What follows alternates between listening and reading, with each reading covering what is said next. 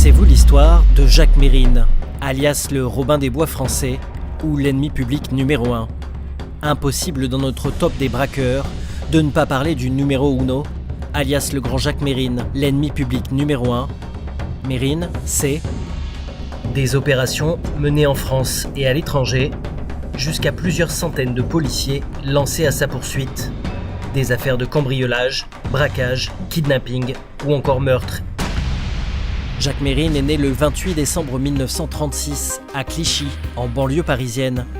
Issu d'une famille aisée, travaillant dans le commerce du textile, Mérine se montre très vite rebelle à toute autorité.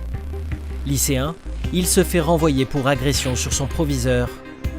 À 16 ans, il quitte l'école pour devenir représentant dans le textile.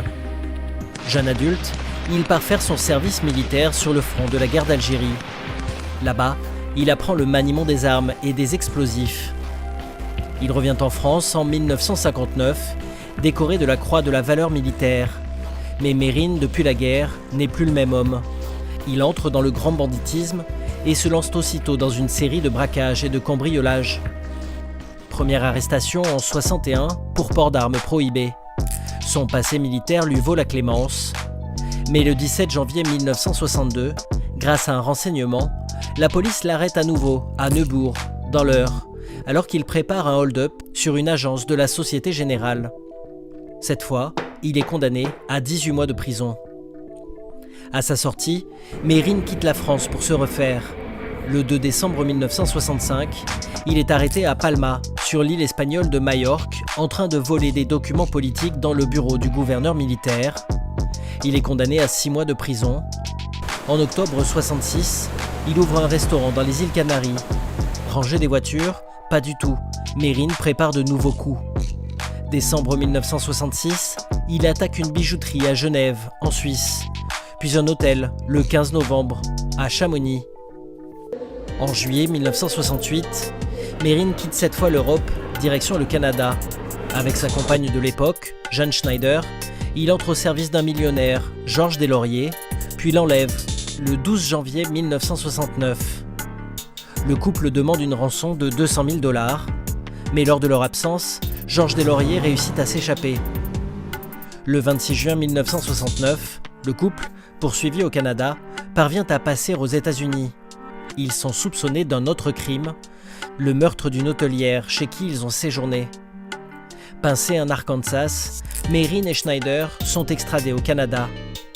Accusé de meurtre et de kidnapping, Mérine fait la une des journaux. C'est à cette époque qu'il est déclaré pour la première fois ennemi public numéro 1. Mais Mérine n'a pas dit son dernier mot.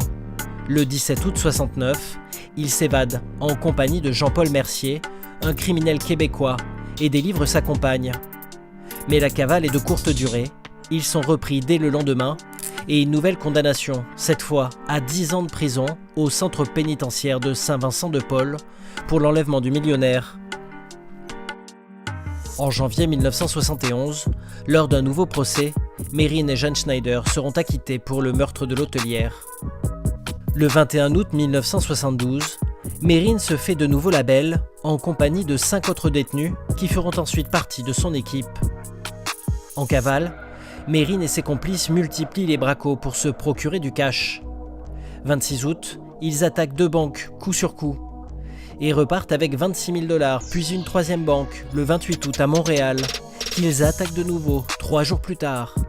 Audacieux, insaisissable, Mérine est recherché par toutes les polices du Canada.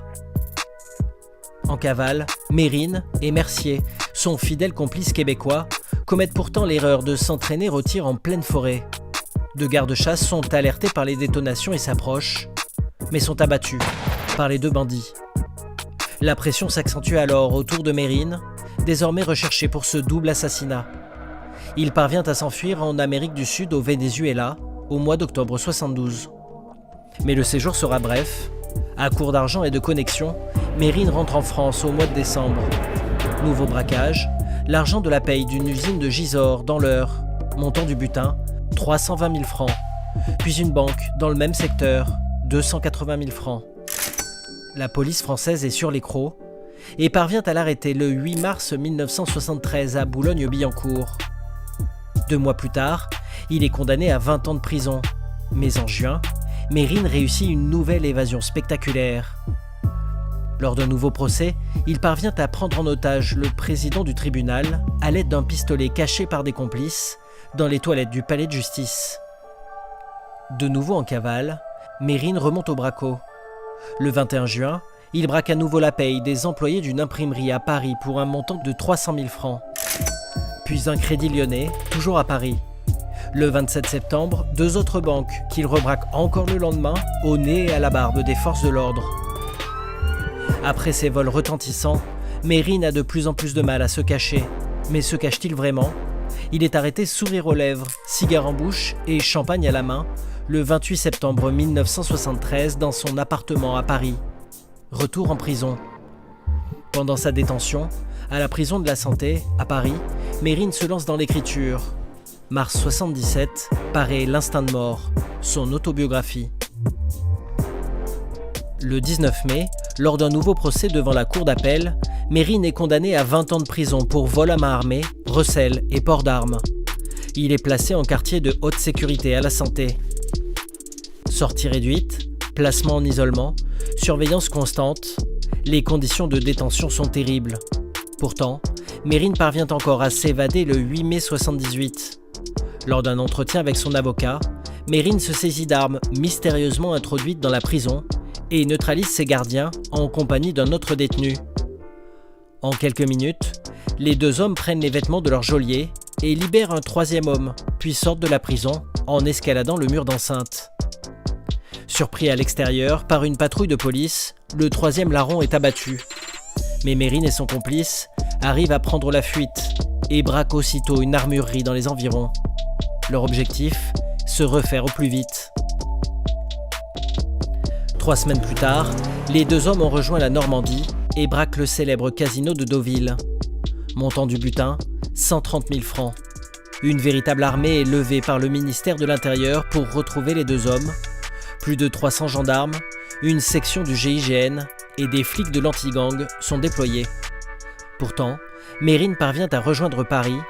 D'après la légende, il se serait planqué sous la banquette arrière d'une déesse.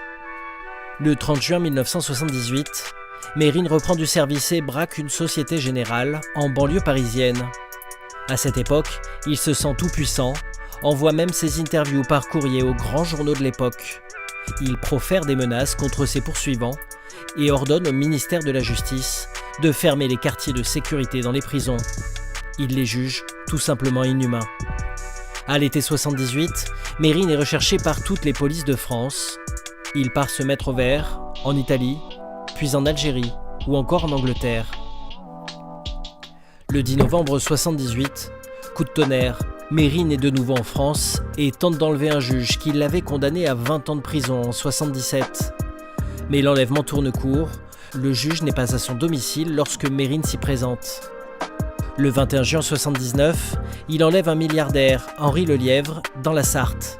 Il demande une rançon de 6 millions de francs et le libère un mois plus tard contre une rançon de 3 millions de francs.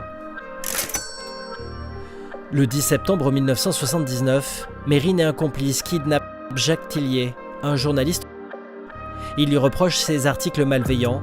Mérine le torture, puis lui tire 3 balles, l'une dans la joue pour l'empêcher de dire des conneries, l'autre dans le bras pour l'empêcher d'écrire des conneries, et la dernière dans la jambe, par pur plaisir. Puis l'abandonne à son sort. Retrouvé quelques heures plus tard, l'homme survivra, mais Mérine écrira à la presse pour préciser que c'est parce qu'il n'avait pas l'intention de le tuer. Mais Mérine est allé trop loin, trop vite, trop fort. À Paris, les autorités exigent de régler son cas, et peut-être même définitivement. Grâce à un renseignement, les policiers retrouvent sa trace. Le vendredi 2 novembre 1979, à 15h15, Mérine, au volant de sa voiture avec sa compagne de l'époque, Sylvia Jean-Jacot, est encerclé par les hommes de la BRI, porte de Clignancourt à Paris. Il est à l'arrêt et un étrange camion bâché se place devant son véhicule. À l'intérieur, des policiers ouvrent le feu sur lui et sa compagne. Une vingtaine de balles sont tirées, 18 d'entre elles l'atteignent. Mérine est tué, sa compagne est gravement blessée. C'est la fin de l'ennemi public numéro 1. L'homme est enterré dans sa ville d'origine, au cimetière de Clichy.